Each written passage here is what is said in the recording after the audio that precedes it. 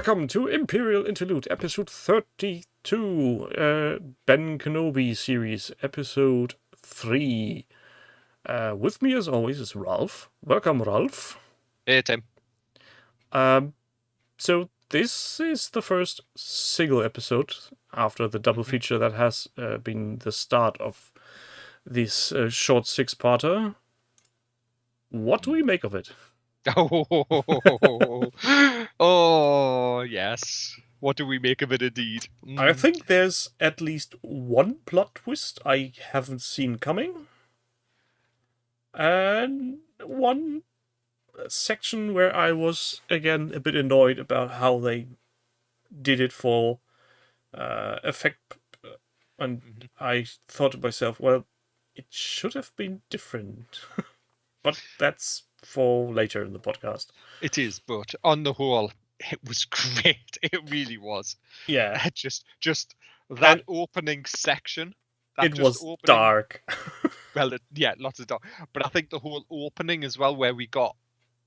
I mean, jumping into it, we got the whole Mustafa scene with Vader being basically put together. Yeah, attention, people, spoilers. Massive spoilers. Huge, great, big, steaming bantha put of spoilers, you know. Yes. But yeah, that whole intro of Vader, and you don't see it initially. You see him being put together, but you're not sure, you know.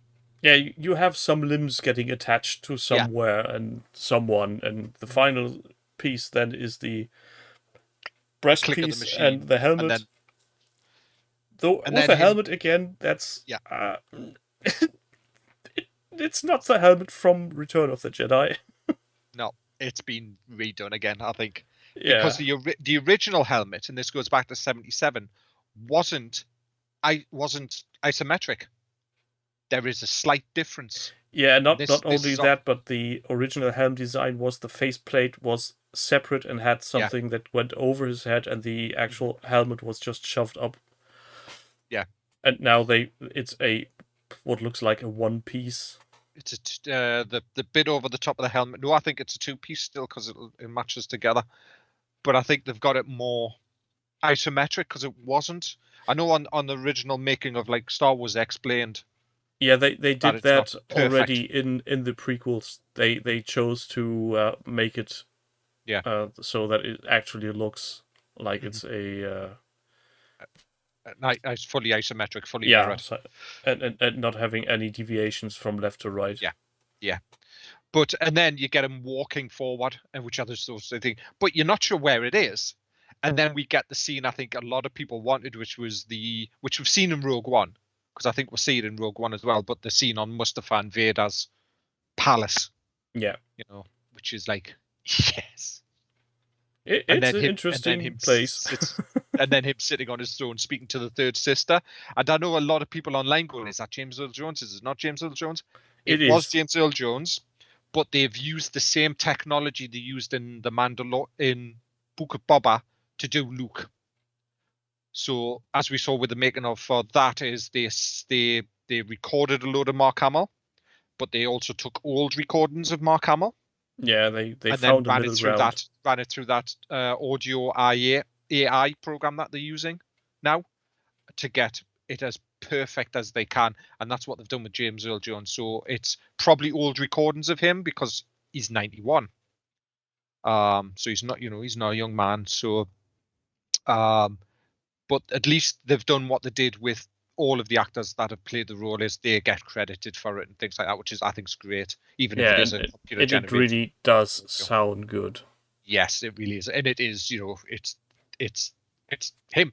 And then, of course, he's speaking to the third sister, who's telling him Kenobi's alive, and she's about to say what happened to the Grand Inquisitor, and he cuts her off. Mm-hmm. Did you notice that? He didn't care. He just wants results. Doesn't care. Just doesn't give a monkeys. Just wants Kenobi. And he's basically said to her, if you, if you bring me Kenobi, you will get. She'll be the new Grand Inquisitor. So it's a rule of two almost. Yeah, it's basically Vader doesn't give a shit as long as shit gets done. Yep. And the ship just he on a wants side note, is Kenobi. James Earl Jones is credited even on IMDb as Vader. Yeah, which I think is great. It's really, really great. And then from that sort of Vader interaction, which I thought was really good in the fact that, we've introduced him sort of at the end of episode 2. We'll just continue on with him, and here he is in all his glory. He's not just going to be a bit part, which I think a lot of people were worried about, that getting Hayden back, it was only going to be, say, the occasional flashback, and we're not going to see him in the costume. We're not going to see the Lord of the Sith. It's like, no, you're going to see the Lord of the Sith. Yeah, they've really went out of their way on that point, but we are getting ahead of ourselves, I think. Yeah, a little bit, yes. And then of course it cuts to Kenobi and the shuttle heading to a planet called Mapuzo. I think it is Mapuzo, which is a new planet, and it's not a desert planet. Hey! Well, but it's not far off from it being a desert planet, to be fair. Okay, it's scrubland. It's not sand.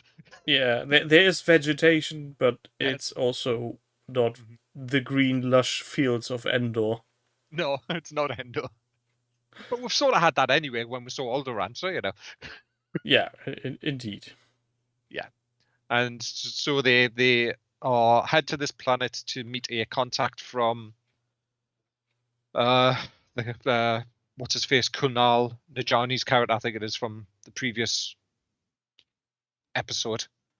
So the shuttle lands. They manage to get off when droids are unloading it, and then they come up with a story, because the planet's under Imperial occupation, that Leia's going to be his daughter, and they're traveling from somewhere. From Tal, I think is the name of the place. But also, Kenobi has a little bit of a conversation with Leia on the shuttle, and he fixes her droid, which I thought was quite interesting. And the fact is, he's managed to fix Lola, as the droid's called. He fiddles around a bit. He fiddles around with it, yeah. And then once they get off the shuttle and get sort of walking down or heading to the coordinates, their contact is late, so they decide to start heading towards civilization. Almost, I think, would be the best way of describing it. Yeah, they try to look somewhere to hitch a ride. Yeah, and they manage to hitch a ride, but as they're traveling in this, basically this, I would say almost like a transport, a cargo transport. No, it's a battered pickup truck to. Yeah, that's what I was looking for. It was a pickup truck, a Star Wars version of a pickup truck. You can see it. What's interesting is the black banner with the white Imperial logo on the side. The very much hand painted one. Yeah. But also as they're traveling there, he looks out across the barren wastelands and has a vision of a hooded character, someone in a hood on the horizon, and it turns and it's actually Hayden Christensen, or it's Anakin. Yeah. Which is like, oh, we're gonna get some of that thing as well. We have a Ben Kenobi who obviously has some issues. Well, I think it's been said, and I don't know if we've mentioned it, but it's definitely PTSD. It's definitely a form of post-traumatic stress. Yeah, something along those lines. You don't lose a galactic war and not get away with it. But I think it's also probably linking in from, the battle on Mustafar as well and stuff, and all of that. And he's, with him being hidden away, I think that's part of the reason he hid. Yeah. I think they're playing into the reason of why he went into hiding. It wasn't just the fact that he would have been hunted down and, attacked by the clones and stuff. It's the whole fact that he decided to withdraw from the Force. I think he's withdrawn from the Force as well. Yeah, that's my impression so far as well, because otherwise he wouldn't have had such a hard time catching Leia falling. Yeah. And so as they're traveling, we cut to the third sister arriving at the Fortress Inquisitorius, which is that's the one from the trailer. It's the one from the trailer. It's also, I'm going to say the comics, but also Jedi Fallen Order. I think you see it in Fallen Order as well. to inform the other Inquisitors about the hunt for Kenobi. She demands all the probe droids to be set out. And that's one point that irritated me a bit, because the probe droids that were used in The Empire Strikes Back were shipped out in the wider sense with Star Destroyers and then launched into actual systems. And here we have some planet-based ones that travel hyperspace by their own. WTF? I'm going to put that down to different technology. Wow, could be different ways of using the technology. Maybe because they were in the Star Destroyer that was just fired normally, so they didn't have the hyperspace capsules. So you're thinking those from the Inquisitorial ones are a bit more advanced and therefore limited. Well, could be. Yeah, I'm going to play that down to that the ones on the ships, because they were ship mounted, didn't need that sort of big casing that was around them, or didn't have the hyperdrives, where the ones that were being fired from the Inquisitorum, because they were fired from a planet, those casings did have a hyperdrive in them. I mean, we can, you can easily, I guess, say, however we want it to be, and it didn't break the story. No. I don't think. It just felt a bit weird for a second. But again, I think the most important part at this section is that Third Sister somehow manages to lead the other two Inquisitors by saying, yeah, Lord Vader already approved this method, so unless you want to tell him that you don't agree with him, just launch the damn probes. But is it the fifth brother? I think it's the fifth brother, isn't it? The one with the thing is not happy. The one who looks like he could fit in with Big Trouble into Little China. Yes. The actor who played Han in the Fast and Furious franchise as well. He's not happy. He really is not happy. Also, that brother character is in Rebels.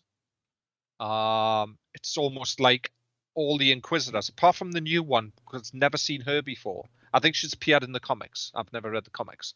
But the Grand Inquisitor, the fifth brother, and there's another Inquisitor, not the third sister, maybe the fifth sister. Those three, plus there was another Inquisitor as well, and I can't remember what name they gave him, all appeared in Rebels. So we know the Grand Inquisitor, spoilers if you haven't watched Rebels, gets killed at the end of season 1 of Rebels.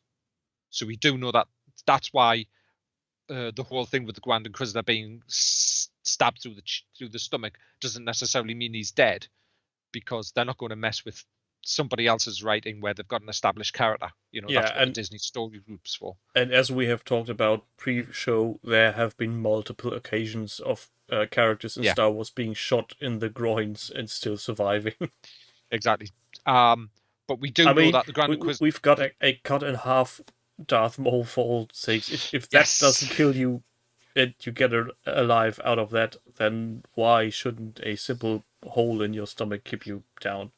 Exactly. But then, of course, we know the Grand Inquisitor gets killed in Rebels. He's killed by Kanan Jarrus. And we know that the other three Inquisitors that turn up at the end of season 2 of Rebels are killed either by a Maul, because Maul turns up in Rebels, of course he's going to turn up, or Kanan or Ahsoka. So we know roughly when those 4 Inquisitors are no longer going to be, shall we say, part of the story. Mm-hmm. So the whole thing with him, not being very happy, you could say, because the character does later on. I don't know if he's been given. It's not said in Rebels if he's been given the title Grand Inquisitor or not, but he still turns up. So, but he's definitely not happy. I got a very Rule of 2 vibe off that, Yeah, there's some, let's say, it's a sorting algorithm at hand. Yeah, some definite tensions between the Inquisitors amongst themselves. Yeah. But I saw a thing about the Inquisitors somewhere that someone said, their dark lord, the dark Jedi, that actually,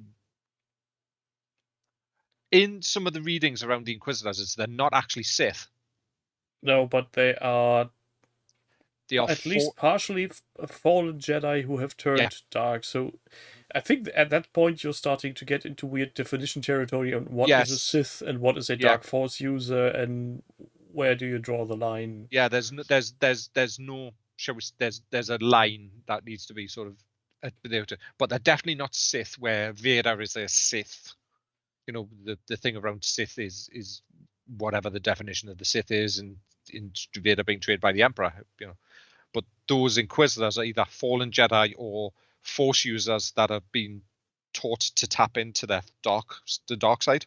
Yeah, I think from what we gathered from the series so far, also that Force-sensitive children are taken away and Yes. somehow pushed into only using the dark side. Mm-hmm.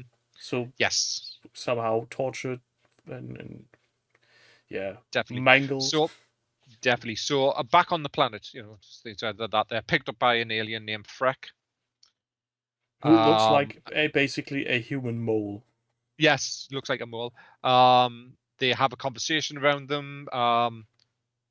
Kenobi puts his foot in his mouth at one point with them because there's a bunch of stormtroopers. They pick up the Freck picks up Kenobi and asks them who they are. Kenobi gives them their names. And then they're further down the road. They pick up a group of stormtroopers heading to another patrol area because it's been notified that there might be a Jedi on the planet. And Kenobi sort of drops it by calling Leia her real name, not the fake name, but manages to cover it, saying that was his wife's name, and he sees her, you know, in Leia, you know, sort of thing. Yeah, a very convincing tear-shedding part at that moment. It was more what sort of pulled me a little bit was the thing of where she goes, where Leia questions Obi-Wan about her real mother, and even asks if he's her father. Yeah. Which he says no, but he wish he had been. Really, that's a really interesting line. Yeah, but I think that's more down the line because he appreciates the woman she's starting to become. So, well, I'm thinking more the fact is because he knew Amidala, and he cared for Amidala like an older brother almost.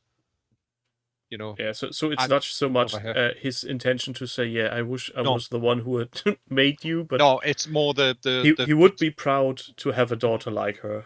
Yeah, that sort of thing. And then of course we get a little bit of history of Kenobi being taken from his family, and he has a brother as well, or he believes he had a baby brother. Yeah, he vaguely remembers stuff, and maybe that's something that will be coming up later again. Well, it may come up in this season, but it also that line allows them, if they wish, to do a Kenobi. The children, the Padawan years. Yeah, well, almost the Padawan years. But I was thinking more the fact is because, you know, because he's got a younger brother, you know. What did that brother do? And does that lead into, say, a future series set in the Mandalorian universe with Kenobi's a relative of Kenobi? You know, it allows them to play with stories, is what I'm saying. Brother of Kenobi, what is he going to be? The janitor on Death Star 2. Yeah. You know, that type of thing, but it allows them to play and store in with the lineage of that, if they wanted to have a link to that lineage in some way. A bit like the way they did with Rey and Palpatine, you know, that sort of thing. And what I found most interesting and at that small part was the fact that, Jedi also took Force-sensitive children and trained them. They just maybe did it a bit not so intrusive. Yeah, it was more maybe they asked. Maybe. You know, they potentially had a better PR going, your child could be one of the greatest defenders of right and everything, and don't you want your child to be that? I was going to say, do you want your child to go to a great school and come to the Jedi Academy? And you don't have to pay any tuition fee. Exactly, no tuition. We'll pay it all for you. Your student loans are all covered. Yeah, just sign here. Yeah. So they pull up at a checkpoint. As you know, the other stormtroopers get out. They pull up at a checkpoint, and then we get Frick basically turning them in. I'm going to say. Yeah, he gives them. Maybe you want to check on them. Yeah, and then of course we get a little bit of them being pulled, sort of coming out the back and being ordered to come out the back, and then the stormtrooper calls for one of those Viper droids, the probe droids, to turn up, and as it's scanning him, it scans Kenobi's face, and then basically all hell breaks loose, with Kenobi using a gun, not his lightsaber. Yeah, again showing that he seems to have lost his connection with the Force, but surely hasn't lost his way around a gun. Exactly. So, shoots some stormtroopers, shoots what I quite like that one, which was shot off the tower and cut in half by the Force. Yeah, it's oops. And then Kenobi disengages the barrier, walks through, and just as they were running away, there's a armored transport. An armored transport turns up with three stormtroopers and an officer at the back.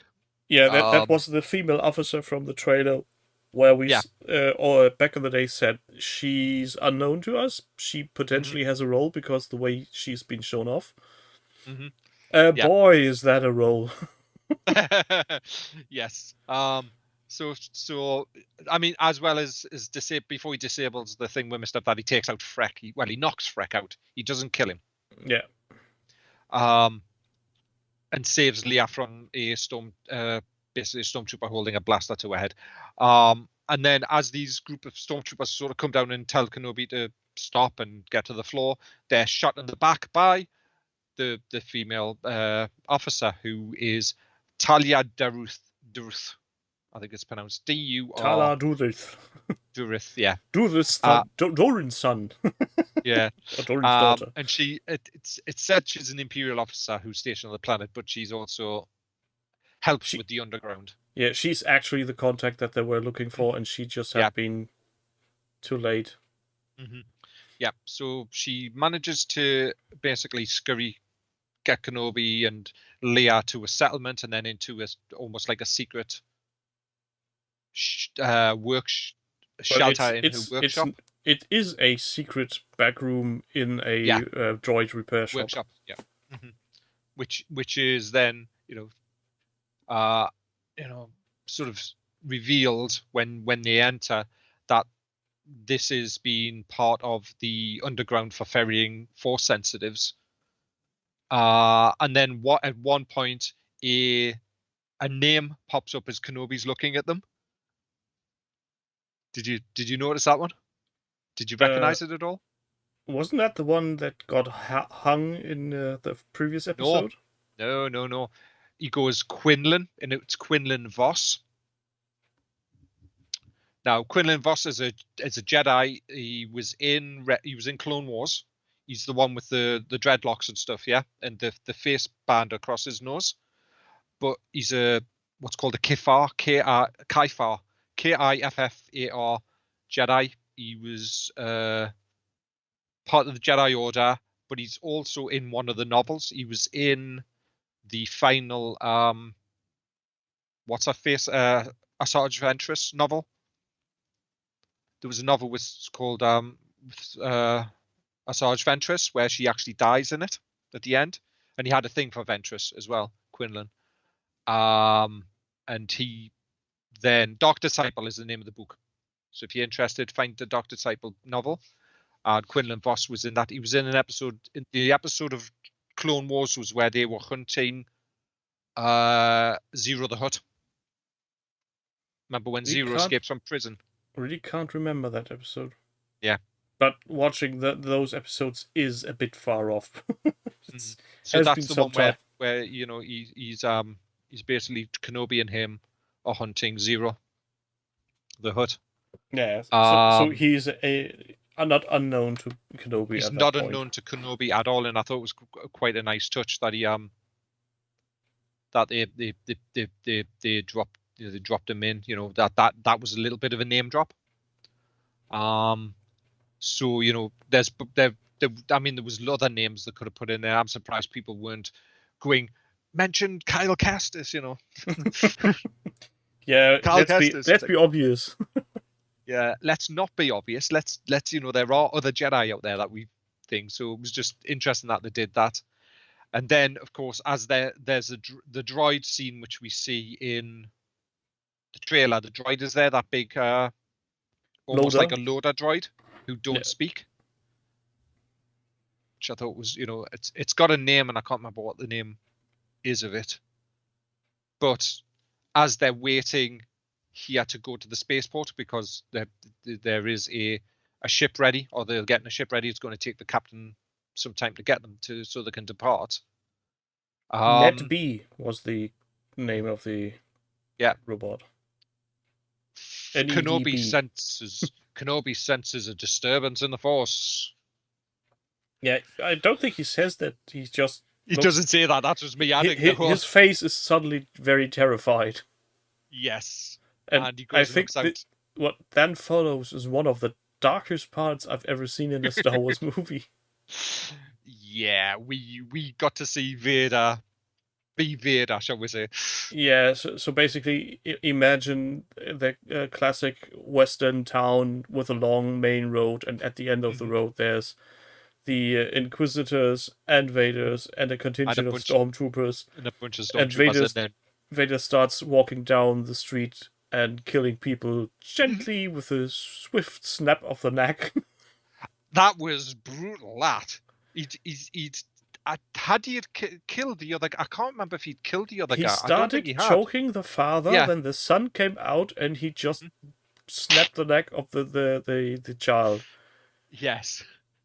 Well, it was the whole leading up to that as well. As you said, the stormtroopers coming out, the Inquisitors standing there, and then you get the shadow along with the voice, along with the audible breathing, and you just see his feet as he's marching down, and then cuts to the top of the sort of the street, as you said, and basically Vader being Vader. Yeah, and he's not caring, trying to obviously lure out Kenobi, but he then somehow escapes. Well, they run up Kenobi gets Talia to take Leia to the spaceport through a secret passage in the hideout. Yeah, and then Kenobi gets out of that somehow. I don't know whether there's another passage, another part of the passage leading off, and is standing when Vader's head basically flips to look where he was heading, or Vader wasn't sure where he was, and he thought he saw him, or maybe sensed him in the Force. And Vader starts basically chasing after him. Yeah, I'm going to pull a horror analogy. Very Michael Myers, very Jason Voorhees. Yeah, it's basically the next scene when Obi-Wan tries to hide in a quarry, and Vader gets after him. It's very much every horror trope from the 80s you've seen. Very slasher horror. Jason Kenobi Voorhees and Mike Myers scared to death. He shits his pants by every crumbling rock that is, and we all knew at some point there will be a very sudden red saber coming from somewhere. Yes, and we got the very red saber. But yes, he seems to. It's as if, and it goes back to what was sort of mentioned about that PTSD, that he doesn't want to fight him. It's as if he knows that he's not either not ready, not prepared, or just. Yeah, he's just done with it. Scared. As he said in the first episode, we lost. Done with it. Just move on. Mm-hmm. Yeah, and that's why I think as well that he's partially lost connection with the Force. But yeah, so he's basically heads up to a quarry, and we get Vader pursuing him. We get, as he comes into the sort of part of the quarry, the red lightsaber effect, and we see the saber. He runs off again. And then he runs around like a corner area or the part of the quarry, and then all of a sudden it's like out of nowhere comes Kenobi ignites his lightsaber to see where he's going, using it almost as a torch. And then of course we get the obligatory Vader red lightsaber. And to be honest, when that was out, it was like, yeah, okay, you're definitely not ready, because Vader is just beating the living crap out of him. He's going to hand your interesting. He's going to hand your ass to you. Did you notice something as well, which was quite interesting? I've seen this image and someone's drawn a parallel to it, and when you look at it, you see it. Vader using the one hand on on Kenobi, where Kenobi's holding the lightsaber, is very similar to when Luke's doing it to Vader in Return of the Jedi. Yeah, the Force push.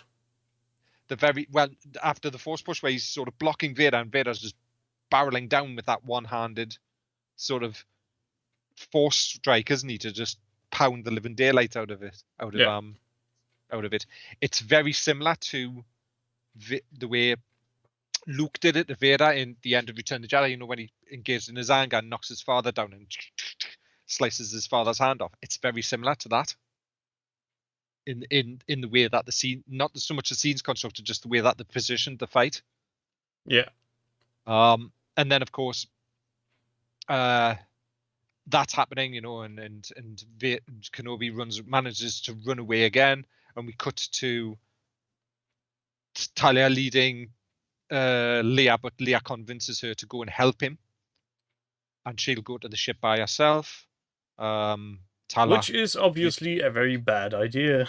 Oh yeah, very bad idea. Tala reluctantly agrees to go and find Kenobi, and of course we get more of this fight in the quarry, where it's not really a fight. It's a fact of, it's almost as if somebody that's trained with a sword is busy beating the living daylights out of somebody that doesn't know how to use one. Yeah, it's a bit of a like cats like to play with their prey. Yeah.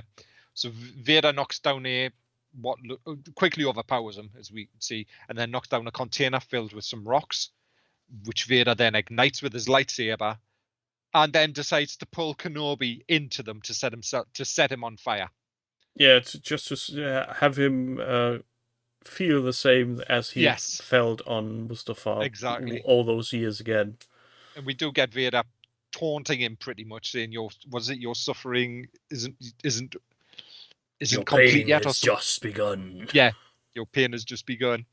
And then he sends, because as he's done this and he's basically holding Kenobi, force pulled Kenobi into the flames, so Kenobi's busy burning, decides to send some stormtroopers to go and retrieve him, as he says, and then from the top of the sort of the cliff area, we see Tala take aim at one of the stormtroopers, shoot him, and as the flames are sort of thinking around, she blaster bolts something else to cause a big explosion. Yeah, I think she makes a second container of flammable rocks tumble and go up in flames.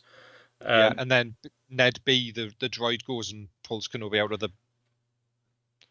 Yeah, he picks him up and then just walks away with him, and that's the point. What annoys me the most. I mean, Vader has him in sight. It should have been the easiest thing for him to just crush the droid and let him drop. Why didn't he? Story. Yeah, that would have been a very short series. Because the writer chooses so to do that. Yeah. Also, did you notice something as well? As I don't think they picked Kenobi's lightsaber up. It's easy enough retcon saying they did, but you don't see them grab his lightsaber because he dropped his lightsaber after Vader picks him up. I would need to look at that again. I'm not sure. It could be, could not be. Potentially. Well, it's easy enough to fix anyway. Yeah. As long as you can't see somebody else picking it up, you always can say, the loader droid had some kind of magnetic clinging mechanism. But then after the three of them sort of seem to escape through the flames, you have Vader standing there, which is a great shot of Vader standing as the flames, the red of the flames and stuff. Yeah, it's a very nice way to paint a miniature. And then, of course, we cut to Leia heading to the ship where she encounters the third sister, who seems to have... She talks to somebody we don't see at that second, and then the camera pans back and shows third sister, dead pilot. Yeah, and, she says she'll, she basically... third sister's trying to get Leia to trust her, and Leia goes, nope, and runs and turns and runs down back you're down a baddie, bye-bye. Yeah, and that's where we cut to the end of the episode. So, lots of Vader. Yeah, I'd say so. And very dark Lots of one at Vader. that. A very menacing Vader. Yeah, actually, I was very much surprised that they would just neck kill a teenager. Yeah, that was like, okay, all right. So we That are if getting we hadn't known that Darth Vader is meaning serious business, now you know. Yeah, it was very much the whole the myth of Vader. I think is probably the way of describing it, is it? Because when we encounter him in Star Wars and in the original trilogy, if you think about it this way, Kenobi and him are old men, so they're going to fight like old men, and there's not going to be any of that, the speed or the agility or the anger or the rage of Anakin, I guess. Yeah. Where this is raw Vader still. This is rage filled Vader. This is this is Commander Vader. This is Vader, not caring about anything, just wants his revenge, for want of a better term. Is fully engaged and deep into the dark side. Where I think when we meet him in not so much Star Wars and not so much Empire, but maybe Return, he's starting to see the change slightly. Yeah, also, given the scene where he talks to Luke and talking about you and I, we can bring the Emperor down and we can bring peace to the galaxy. That never struck me as something like, yeah, we want to reign through terror, but he actually wanted to bring balance to everything. He wanted order back again. Yeah, which is just have it all like it should be and without any big things happening. Yeah. But so now we're heading into episode 4. I think episode 4, well, apart from the fact that we're going to probably have Kenobi healing himself, I'm wondering if we're going to get a little bit of a flashback on 4 about maybe the motives behind the third sister, but also maybe some Anakin flashbacks with Kenobi. Potentially, I think what we definitely be seeing is some kind of Bacta tank action.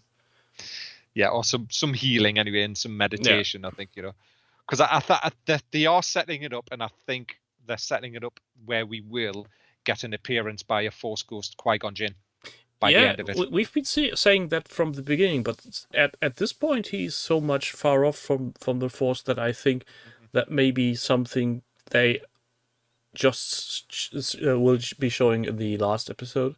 Oh, it'll be in the last episode. I think it'll be one of the last scenes, maybe. Maybe to drive home the fact that he's back with the Force and won and is a better man for it, and now his spirits rest and he's one with himself again. Yada yada. Yeah, I think we'll get that probably in the last episode, maybe the last scene. Yeah, something along those lines. I'm guessing is going to be. Yeah. But I think we will get I don't think we won't get a Yoda because we know Yoda's still alive and hiding on Dagobah.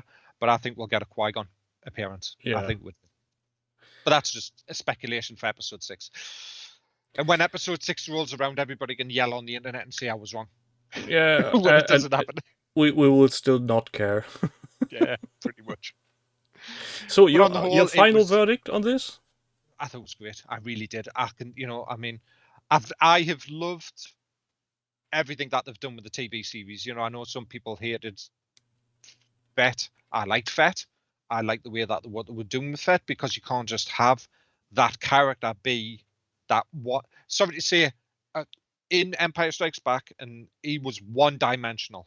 He was a bounty hunter. That was it. You need to have layers with characters. You need to have that, that development. And the way that the structured Fett in him being, yes, he's going to become, the daimyo. He's going to control Tatooine. I thought it was great. Yes, there was some issues around the speeder bike chase or the mopeds not, being fast. Hot Vespers in a town near you. Yeah. To be honest, I didn't really bump up against it. Where certain things you will bump up against things and go. But to be honest, I loved Fett. Mandalorian, we know everybody loves the Mandalorian. Mandalorian's been great. We know season 3 is going to be insane from what they've been leaking and saying about season 3. And I think, especially with a character like Boba Fett, who has little to no screen time and is Exactly. basically a thing of imagination, and everybody has a different way of thinking about him. Yeah. So, Mando's been great. Fett was great. Bad Batch was excellent, and I think season 2 of the Bad Batch looks really great, especially from that trailer. And this just is elevating it more, and we're getting a character story. Yeah, and we're getting a more grown-up character story. I think, if anything, then Kenobi is leaning more towards Rogue One, yes, than anything else we had before. Not only because of the sheer brutality, but the the war-torn character that is Obi-Wan. Yeah. The one who really has suffered mentally. Yeah. Well, I can see. I think that's it. It's showing that break, or that descent, or that not caring and want to cut himself off and just have the job that he was given by Yoda, which was to oversee the child. Yeah, and also I think the what just sprang to my mind, I think him getting back with the Force and redeeming himself could be a arc that includes the third sister in some kind of way. Yeah, because I know people probably yell and scream and say no, but I'm in a way I'm hoping that the third sister doesn't die, but I've got a suspicion she might. But I think if she dies, if they kill her, there'll be a specific story reason for it, and it'll be either something to do with Vader or one of the other Inquisitors, where she's protecting or has a little bit of redemption, similar to the character at the end of Jedi Fallen Order. There's the Inquisitor that's chasing you through that arc of that story, that game. Yeah. At the end, she sort of stops, but is then killed by the big villain that we finally meet in Fallen Order. And spoilers for anybody that's not played or completed Fallen Order, it's Vader. Vader turns up. I'm guessing something along those lines is going to happen. She may have a redemption arc of herself within Kenobi, and maybe have.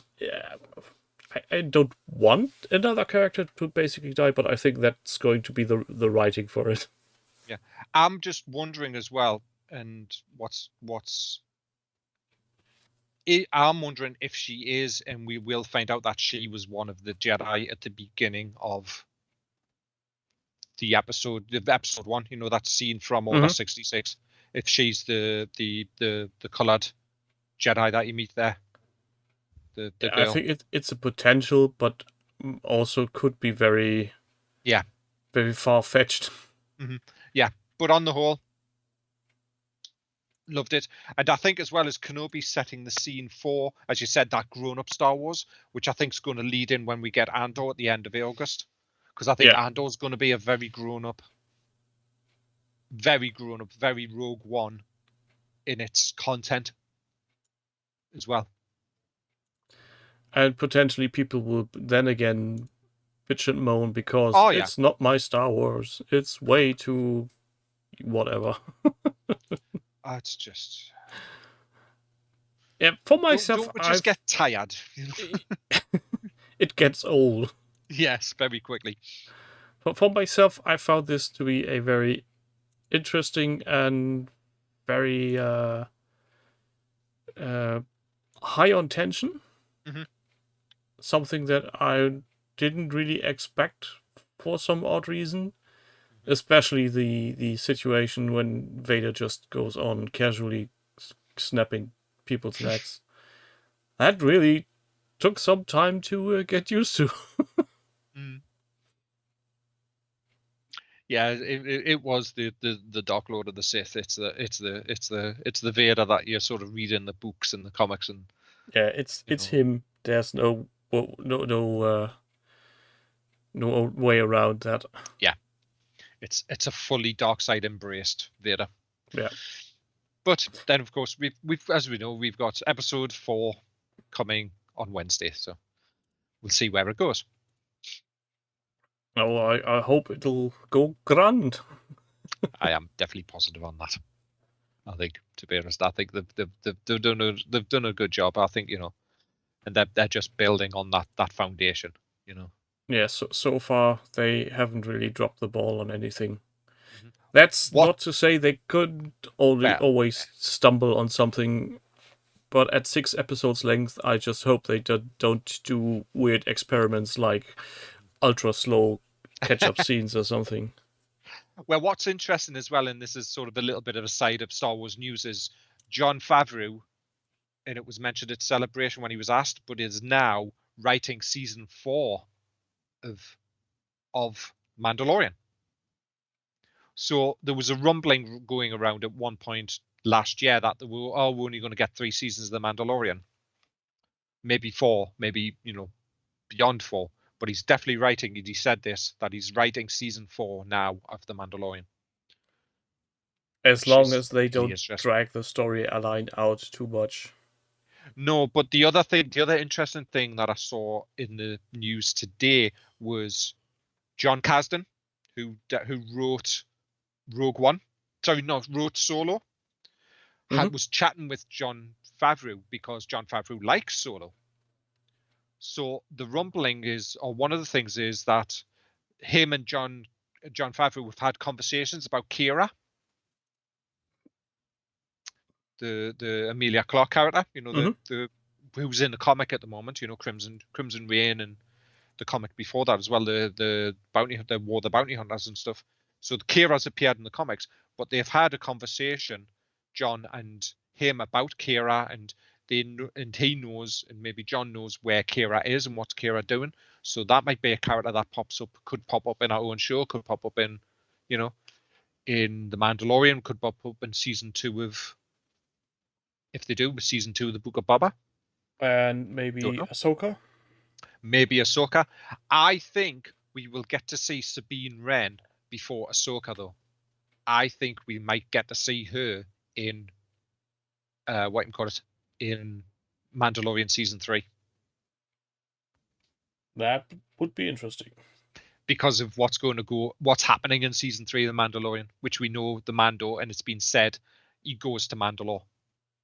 Well, that's basically the cliffhanger from the second season. From Book of Boba, isn't it, really, as well? He needs his redemption arc to be a Mandalorian again. And also they need to somehow get the Darksaber into other people's hands. Yes, they need to get that Darksaber off him. But yes, so season 3 of The Mandalorian is shaping up to be, shall we say, supposedly shaping up to be incredible. Everybody said that's worked on it that it's the best show so far. And then, of course, Dave now, as we know, is busy filming Ahsoka, and he's doing all 6 episodes, or 6. Or how many episodes Ahsoka is, we don't know. I think it's probably going to be the same as Mando, so it might be 8. So they're busy filming that now, and Dave's doing all the episodes, but Dave is in constant contact with Jon, so I'm assuming they have it planned out. They have the Ahsoka series planned out in relation to how it interlinks with Mando and all of that, because we know for a fact at some point, probably not at the end of Ahsoka, probably not the end of season 3 of Mando, maybe in season 4 of Mando or something separate, the shows are going to come together, because we are going to get a Grand Admiral Thrawn appearance. We're going to get a Thrawn appearance. We know that we are. And then he's going to kill everybody. Well, they wouldn't have done that name drop in season 2 of The Mandalorian if that character is not going to appear at some point.